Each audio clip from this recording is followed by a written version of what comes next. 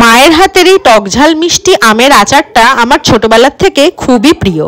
মা খুব যত্ন সহকারে কষ্ট করে এই আমের আচারগুলো বানিয়ে বানিয়ে বয়ামে ভরে ভরে রাখতো, আর আমি আর ভাই লুকিয়ে লুকিয়ে আমের আচারগুলো খেতাম। হ্যালো বন্ধুরা, welcome back to my channel Rumela and you. তো দেখো, এখানে তোমাদের কাছে আজকে আমি শেয়ার করতে চলে আসলাম মায়ের হাতের বানানো টকঝাল মিষ্টি একদম চটপাটা আমের রেসিপি। তার জন্য নিয়ে নিতে হবে একদম ডাসা ডাসা শক্তপোক্ত পুষ্ট একদম কাঁচা কাঁচা আম। দেখতে হবে আমগুলো যেন খুবই টক হয়। তো আমগুলো কেটে নেওয়ার পরে দেখলাম যে আমের ভিতরটা একদম হলুদ হলুদ মতন, তাই মা বললো একটু টেস্ট করে দেখতো টক ভাবটা কেমন। টেস্ট করে দেখলাম মারাত্মক টক, মনে হচ্ছে যেন দাঁত ঠাত শিরশির করে উঠলো। তারপরে দেখো এখানে রেডি করে নেওয়া হলো মশলা, নিয়ে নেওয়া হলো জিরে, নিয়ে নেওয়া হলো মৌরি, নিয়ে নেওয়া হলো মেথি, নিয়ে নেওয়া হলো পাঁচফোড়ন, নিয়ে নেওয়া হলো শুকনো লঙ্কা। সবগুলোকে বেশ সুন্দর করে কড়াই গরম করে ড্রাই রোস্ট করে রেখে দিতে হবে সাইডে। একটা অন্য কড়াই নিয়ে তার মধ্যে নিয়ে নিতে হবে কাঁচা সর্ষের তেল। সর্ষের তেলটা দিয়ে দেওয়ার পরে বেশ ভালোভাবে গরম হয়ে যাওয়ার পরে দিয়ে দিতে হবে এখানে কিন্তু ফোড়ন, পাঁচ ফোড়ন দিয়ে দিতে হবে ফোড়নে। তারপরে দেখো ফোড়নটা দিয়ে দেওয়ার পরে দিয়ে দিতে হবে পরপর আমগুলো। অনেকে তোমরা হচ্ছে কিন্তু আম শুকিয়েও আচার করো, কিন্তু মা কোনো সময় আম শুকিয়ে আচার করে না, সব সময় মানে আমটাকে ডিরেক্ট কেটে একদম হচ্ছে আচারের জন্য বসিয়ে দেয়। এক একজনের এক এক রকম পদ্ধতি থাকে করার, আমি মায়ের পদ্ধতি তোমাদের সাথে শেয়ার করতে চলে আসলাম। তো তারপরে দেখো বেশ কিছুক্ষণ নাড়াচাড়া করার পরে দিয়ে দিতে হবে নুন আর হলুদ। নুন আর হলুদটা একদম প্রাইমারি স্টেজে এই জন্য দিয়ে দিতে হবে কারণ যাতে নুনটা বেশ আমের ভিতরে সুন্দরভাবে ঢোকে আর আমটাকে বেশ সুন্দর মজিয়ে দেয়, যাতে নেক্সট পজিশনে যখন মিষ্টি বা মশলাগুলো দেওয়া হবে সেইগুলো যেন আমটা খুব সুন্দর করে নিজের মধ্যে টেনে নেয়।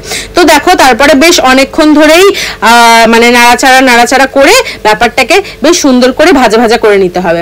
আচ্ছা, তোমরা কিন্তু আমাকে কমেন্টে জানিও তোমরা কি আমটাকে রোদ্রে দিয়ে কয়েকদিন তারপরে আচার তৈরি করো, নাকি এরকম ডাইরেক্ট কেটেই আচারের জন্য বসিয়ে দাও।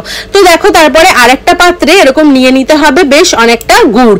তো আমাদের আমটা যেটা নেওয়া হচ্ছিল সেটা যেহেতু মারাত্মক মিষ্টি ছিল, সরি কি বলছি, টক ছিল, তার জন্য কিন্তু হচ্ছে এখানে গুড়টাও সেই পরিমাণেই মানে নেওয়া হয়েছিল, যতটা টক ততটাই মিষ্টি পরিমাণে দিতে হবে, বা তোমরা যে যেমন পছন্দ করো ঠিক তেমন।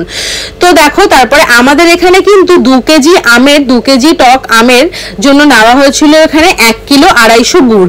এবারে আমটা যেমন মিষ্টি তেমন ভাবেই নিতে হবে গুড়টা। তো দেখো তারপরে গুড়টা একটু ভেঙে ভেঙে দেওয়া হয়েছিল যাতে বড় ডেলা দিলেও কিন্তু মেল্ট হয়ে যাবে, কিন্তু ছোট ছোট দিলে বেশ মেল্টটা হতে সুবিধা হবে, একটু তাড়াতাড়ি মেল্ট হবে সেই জন্য। তো দেখো তারপরে গুড়ের ভাঙা ভাঙা ডেলাগুলো দেওয়ার পরে বেশ সুন্দর করে অনেকক্ষণ ধরে খুন্তি দিয়ে নাড়াচাড়া করতে হবে যতক্ষণ না মানে গুড়টা বেশ ভালোভাবে মেল্ট হয়। দেখো এখানে তোমরা দেখতে পাচ্ছ গুড়টা কিন্তু অলরেডি মেল্ট হয়ে গেছে, একটা জল জল মতন ভাব হয়ে গেছে। এবারে হচ্ছে এই জল জল অবস্থাতেই কিন্তু কন্টিনিউ হাতটা নাড়াচাড়া করতে হবে, কিন্তু মানে কেন বলো তো, বাই চান্স যদি কোনো সময় নাড়াচাড়া বন্ধ করে দিই, বাই চান্স যদি হচ্ছে লেগে যায় কড়াইতে, একটা তেতো একটা মতন হয়ে যাবে, পুড়ে যাবে ব্যাপারটা, তখন কিন্তু বলতে পারো আচারটাই পুরো নষ্ট হয়ে যাবে। তাই জন্য কিন্তু এটা অনেকটা পায়েসের মতন, আচারের ব্যাপারটা অনেকটা পায়েসের ব্যাপারের মতন, হাত কোনো সময় থামানো যাবে না নাড়াচাড়া করা। তো দেখো তারপরে যখন দেখবে এরকম একটা টেক্সচার হয়ে গেছে, বেশ আঠা আঠা মতন ব্যাপারটা হয়ে গেছে, আমগুলো বেশ একটু গলে গলে মতন গেছে, আর যত বেশি টক হবে আম তত বেশি কিন্তু আচারের জন্য সেটা ভালো। তো দেখো তারপরে এরকম যখন কালারটা চলে আসছে বেশ কালচে কালচে মতন, তখন কিন্তু আমি এরকম নামিয়ে হাত দিয়ে এরকম দেখবে যে বেশ আঠা আঠা মতন হয়ে গেছে, তখন কিন্তু নামিয়ে ফেলতে হবে এই আচারটা। এবারে হচ্ছে মশলা যেটা আচারের মধ্যে দেওয়া হবে সেইটা গুঁড়ো করার পালা। তো যেটা হচ্ছে ড্রাই রোস্ট করে রাখা হয়েছিল সেটাই হামাল দিস্তাতে নিয়ে বেশ সুন্দর করে হচ্ছে থেতো করে করে বেশ গুঁড়ো করা হয়েছিল। তোমরা চাইলে মিক্সার গ্রাইন্ডারেও এটা গুঁড়ো করতে পারো, কিন্তু এটা মনে রাখতে হবে যে একবার বা দুবারই হচ্ছে ঘোরাবে, বেশি যেন একদম ফাইন ডাস্ট না হয়ে যায় এটা, তাহলে কিন্তু আচারে সেই মজাটা পাবে না। একটু আধ ভাঙা থাকবে মশলাগুলো, একটু শুকনো লঙ্কার একটু গোটা গোটা ফ্লেক্সগুলো, একটু গোটা গোটা বীজগুলো দেখা যাবে, কোনো মশলার ধরো মৌরির একটু ভাঙা অংশ, একটু জিরার একটু ভাঙা অংশ, এইভাবে দেখা যাবে, তাহলেই কিন্তু আচারটা বেশি টেস্ট হবে যখন খাবে।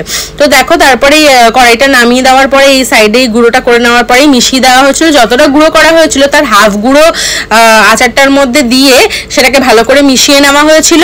এবারে বাকি গুঁড়োটাও কিন্তু দেওয়া হবে, পরে দেওয়া হবে। এটা মিশিয়ে নেওয়ার পরে বাকি হাফটা এরকম কিন্তু উপরের মধ্যে ছড়িয়ে রেখে দেওয়া হয়েছিল।